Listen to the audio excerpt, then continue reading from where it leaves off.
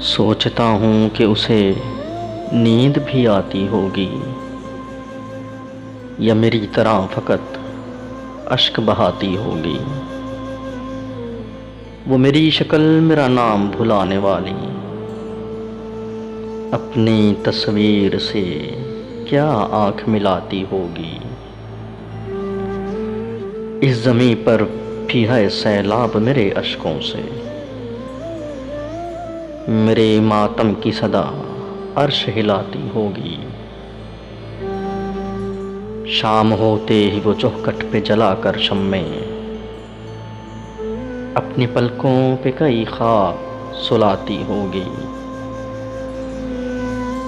उसने सिलवा भी लिए होंगे स्याह रंग लिबास, अब मुहर्रम की तरह ईद मनाती होगी।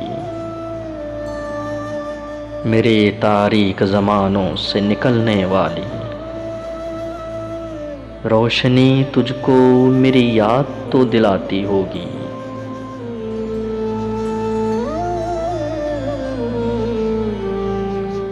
रूप देकर मुझे उसमें किसी शहजादे का